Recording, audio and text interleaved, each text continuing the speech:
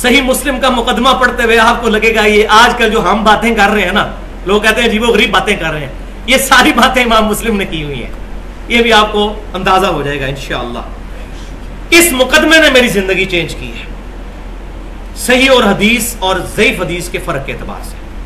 یہ ایمان کا حصہ ہے کہ ضعیف حدیث کو، ضعیف الاسناد روایات، من گھڑت روایات کو نہ مانا جائے، ورنہ بیڑا غرق ہو جائے گا. میں مثالیں پہلے بتا چکا. امام مسلم رحمۃ اللہ علیہ کے شاگرد نے امام مسلم کو یہ مشورہ دیا، اللہ تعالیٰ اس پہ بھی رحم فرمائے، اور امام مسلم پورے مقدمے میں جگہ جگہ اس کو دعائیں دیتے ہیں کہ تو نے یہ مجھے اچھا مشورہ دیا کہ میں صحیح مسلم شریف لکھوں. تو وہ اپنے شاگرد کو مخاطب کرتے ہوئے کہتے ہیں، اب یہ الفاظ فی البدی میں پڑھوں تو مزہ نہیں آئے گا، میں ایگزیکٹ وہ الفاظ پڑھنا چاہتا ہوں، جہاں ضرورت پڑی میں ایڈریس کروں گا، ورنہ ادروائز میں اس کو پڑھتا چلا جاؤں گا. یہ اتنے پیارے الفاظ ہیں کہ آپ کے دل میں اترتے چلے جائیں گے انشاءاللہ. حمد و صلات کے بعد امام مسلم اپنے شاگرد ابو اسحاق کو مخاطب کرتے ہوئے کہتے ہیں، اللہ تجھ پر رحم فرمائے کہ تو نے اپنے پروردگار ہی کی توفیق سے یہ ذکر کیا تھا کہ رسول اللہ صلی اللہ علیہ وسلم سے جو احادیث مروی ہیں ان تمام احادیث کی تلاش اور جستجو کی جائے جو دین کے اصول اور اس کے احکام، جو ثواب اور عذاب، رغبت اور خوف یعنی فضائل و اخلاق کے متعلق ہوں، اور تم وہ تمام احادیث ان مستند اسناد کے ساتھ چاہتے ہو جن کو علماء حدیث نے قبول کیا ہے. اللہ تمہیں ہدایت دے کہ تم نے اس بات کا ارادہ ظاہر کیا کہ میں اس قسم کی تمام احادیث کا ایک مجموعہ تیار کر کے اختصار کے ساتھ تمہارے لیے جمع کر دوں. اللہ تمہیں عزت عطا فرمائے. جب میں نے تمہاری اس فرمائش پر غور کیا اور اس کے انجام کی طرف توجہ کی، اور اللہ کرے کہ اس کا انجام اچھا ہو، تو مجھے یہ اندازہ ہوا کہ اور لوگوں سے پہلے خود میری ذات کو اس مجموعے کا فائدہ ہوگا کہ میرے پاس پرسنل نوٹس بن جائیں گے. واہ جی، مضبوطی اور صحت کے ساتھ تھوڑی سی احادیث کو یاد رکھنا زیادہ آسان ہے، خاص طور پر ان لوگوں کے لیے جنہیں صحیح اور غیر صحیح احادیث میں تمیز حاصل ہی نہیں ہو سکتی جب تک کہ دوسرے لوگ ان کو بتا نہ دیں. بس ایسی صورتحال میں تھوڑی تعداد میں صحیح روایات جمع کرنے کا ارادہ کرنا بہت زیادہ تعداد میں ضعیف روایات جمع کرنے سے زیادہ بہتر اور مفید ہوگا. اب وہ کہتے ہیں میں کن لوگوں سے احادیث نہیں لوں گا؟ دیکھیں کیسے منکرین حدیث ہے، سو کارڈ معاذ اللہ. نمبر 1، وہ لوگ جن پر اکثر محدثین نے طعن کیا، جیسا عبداللہ بن مسور، ابو جعفر مدائنی، عمر بن خالد وغیرہ. نمبر 2، اور ان جیسے لوگ جن پر احادیث گھڑنے کی تہمت ہے، ان سے بھی حدیث نہیں میں لکھوں گا اس میں کتاب میں.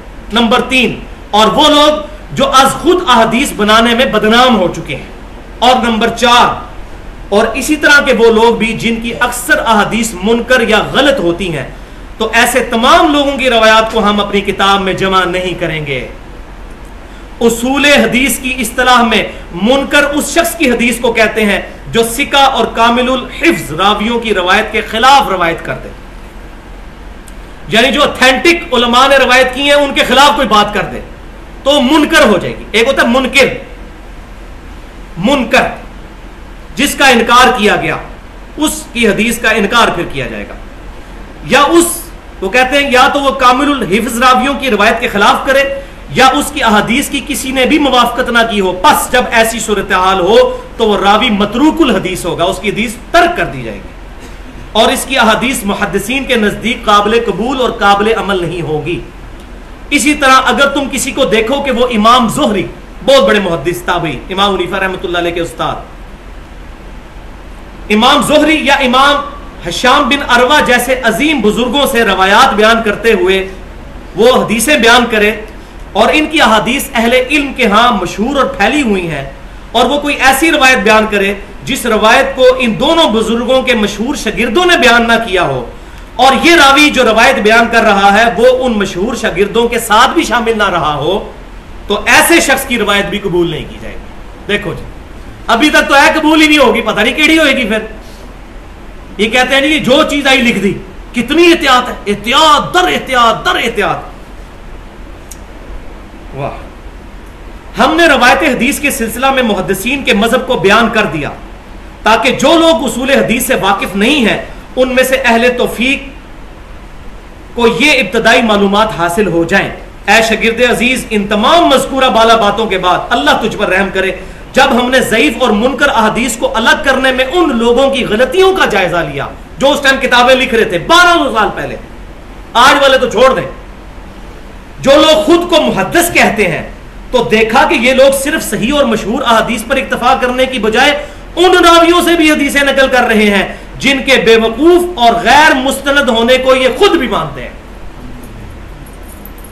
تکو جناب کڈے گاڑے فتوے آ رہے امام مسلم طرف، اپنے دور کے بندیاں نو رگڑا، کسی کا لحاظ نہیں، اپنے دور کے لوگوں پر جرا کہ یہ خود مانتے ہیں یہ مسلم، پھر حدیثیں لکھ رہے ہیں کتابوں میں۔ لہذا یہ آج کا مسئلہ نہیں ضعیف روایتیں لکھنا، یہ شروع سے چل رہا ہے، یہ ساری بیماریاں شروع سے چل رہی ہیں۔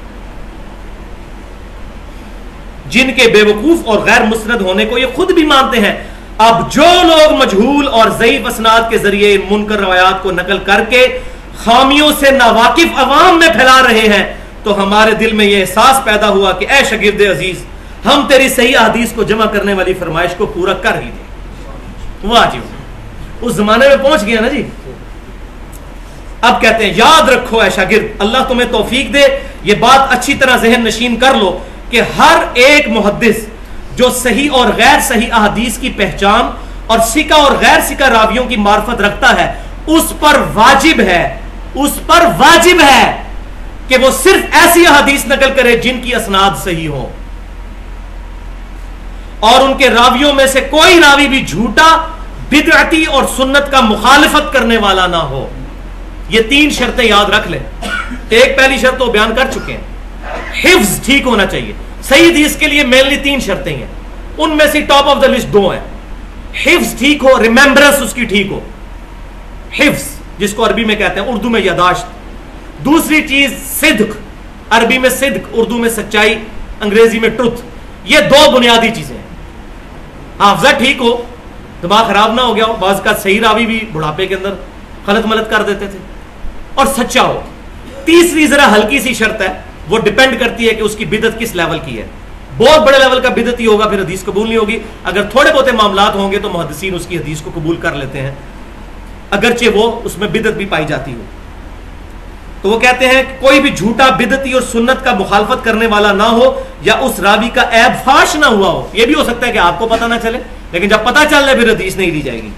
اور ہمارے اس قول کی دلیل قرآن پاک سورۃ الحجرات کی وہ آیت نمبر 6 ہے۔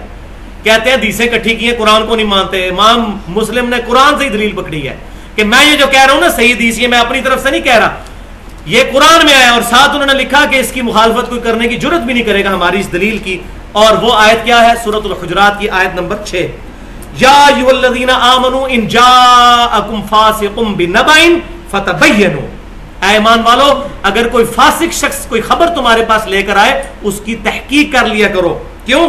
ان تصیبوا قوما بجہالۃ فتصبحوا علی ما فعلتم نادمین، کہیں ایسا نہ ہو کہ تم اگنورنس میں، جہالیت کے اندر، نہ جانتے ہوئے کسی قوم کو نقصان پہنچا بیٹھو اور بعد میں تمہیں شرمندگی ہو کہ تم نے اس قوم کے ساتھ یہ معاملہ کیوں کیا۔ یہ قتال کے معاملے میں پرٹیکولر بات ہے، اور تعویل خاص کے اعتبار سے یہ ہے فاسق لوگوں کی خبر قبول نہیں ہوگی۔ اب آگے امام مسلم کہتے ہیں یاد رکھو محدثین کے نزدیک فاسق کی روایت اسی طرح مردود ہے جس طرح تم عام لوگوں کے نزدیک اس کی گواہی غیر مقبول ہے۔ قرآن حکیم سے خبر فاسق کا غیر معتبر ہونا ثابت ہے، اور اس پر حدیث بھی گواہ ہے کہ منکر راوی کی روایات بیان کرنا درست نہیں، اور وہ حدیث وہ ہے جو رسول اللہ صلی اللہ علیہ وسلم سے شہرت کے ساتھ منقول ہے کہ جس نے علم کے باوجود جھوٹی حدیث کو میری طرف منسوب کیا وہ جھوٹوں میں سے ایک جھوٹا ہے۔ جھوٹے بندے کی حدیث نہیں لی جائے گی۔